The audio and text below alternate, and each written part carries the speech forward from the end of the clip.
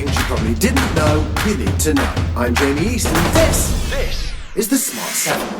Good morning, everybody. It's Monday the 3rd of August, and a big happy birthday to Toby Bennett, Martin Sheen, Martha Stewart, and Metallica's James Hetfield. 7. The government has been sending some mixed messages across the weekend as Boris announced the end of shielding for those most at risk. He also warned of the risk of more local outbreaks and the need for caution. Even as we act locally, it's also my responsibility to look again at the measures we have in place nationally in the light of the data that we're seeing about incidents. Our plan to reopen the society and the economy is conditional, that it relies on continued progress against the virus, and we would not hesitate to put the brakes on if required. Our assessment is that we should now squeeze that brake pedal in order to keep the virus under control. Meanwhile, as the outbreak in Manchester was declared a major incident, Mayor of Manchester Andy Burnham disagrees with the removal of the shielding policy that means that shielders lose their support at a crucial time. I'm saying directly to the government, you must reinstate this shielding policy in the areas that have these new restrictions, at least until it's lifted. And that is not too much to ask, I don't think. 6. The government has announced that new 90-minute coronavirus testing will be rolled out next week with a focus on care homes. The tests provide rapid results, don't need trained health staff to operate them, and will also pick up on other viral illnesses such as flu.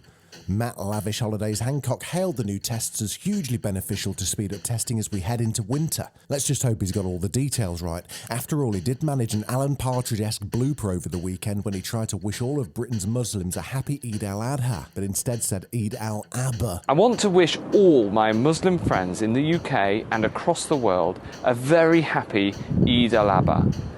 This Eid is very much about sacrifice, and of course this year so many people have made sacrifices. Yep, Eid al-Abba. Now, before Gina goes, I'd like to ask her one more question. Gina, do you like ABBA? I love ABBA. Would you like to do a medley of ABBA songs with me right now? I couldn't possibly. In the United States, the coronavirus is now raging across more than 40 states with a daily death figure of over 1,000 a day, and there still doesn't seem to be any real plan at a federal level. Dr. Deborah Birx of the President Task Force was asked on CNN about the coronavirus and how it appears to be out of control. Dr. Birx, you mentioned deaths. The former FDA Commissioner Scott Gottlieb said the U.S. coronavirus death toll could double to 300,000 deaths by the end of the year. Do you think that's possible? Anything is possible if we don't have all, public health is called public health because it has a public component.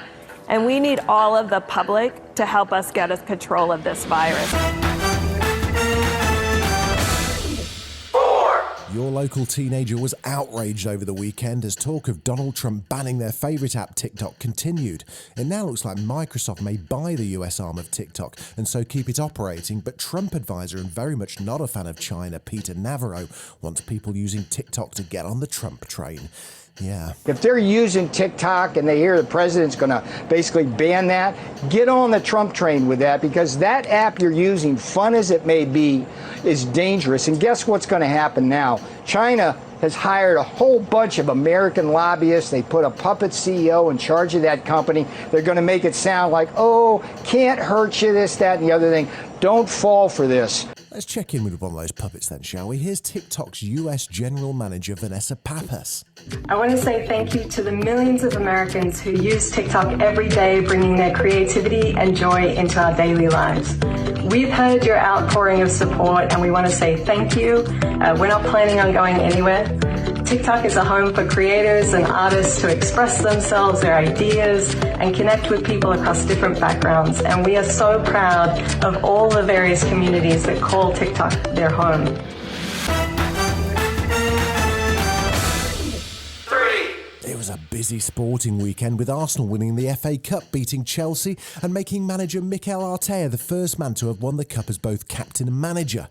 The weirdest moment of the game was probably when Matthew McConaughey turned up on video. Apparently he's a Chelsea fan. All right. Yeah. All right then, mate. The real drama of the weekend was at Silverstone, though, where Lewis Hamilton won the British Grand Prix in an incredible finish, crossing the line with a flat tyre. But for Lewis Hamilton, the checkered flag will come in the nick of time for a 7th British Grand Prix victory and a record 7th British Grand Prix victory for the most wins at home. It's Lewis Hamilton who takes the race. Max Verstappen comes home to take second. That's it, mate. You've done it. You've done it. Two American astronauts, Rob Behnken and Douglas Hurley, returned to Earth last night with a splashdown landing off the coast of Florida, the first in 45 years. It was a joint venture between Elon Musk's SpaceX and NASA. Splashdown. As you can see on your screen, we have visual confirmation for splashdown. SpaceX copies and concurs. We see splashdown and mains cut. Dragon Endeavour has returned home. NASA astronauts Bob and Doug. On behalf of the SpaceX and NASA teams, welcome back to planet Earth. Meanwhile, SpaceX's Elon Musk tweeted over the weekend that aliens built the pyramids in Egypt. That didn't go down particularly well with famous Egyptologist Zahi Hawass. This is a response from Zahi Hawass to the American millionaire Elon Musk. What you said about the pyramids is completely hallucination. He's a billionaire, but yeah, you made your point. There were two famous deaths over the weekend. Actor Wilfred Brimley, who starred in Cocoon and as a character actor in many films and TV shows. And on Friday, the death of Alan Parker, who directed so many movies, including Bugsy Malone, The Commitments, Midnight Express, Mississippi Burning, Angela's Ashes, Birdie, Evita, and loads more. Here he is in conversation with legendary film critic Barry Norman on Film Critics in 1995. I hate to say that I'm mellow, because I haven't, because I still feel very strongly that there is a school of thought with regards to film criticism which crosses the line from reviewing and a point of view to being petulant and personal. You know, any movie is 2 years of my life and sometimes deserves better than the quality of reviewing or criticism. But it's that personalising of it, the spitefulness, which I think is something that I have never liked and I will always fight against. This has been the Smart 7. Be smart, wear a mask. We've got an Alexa skill now, so enable us and then just say, Alexa, play the Smart 7. We're back tomorrow at 7 a.m. Like and subscribe wherever you get your podcasts.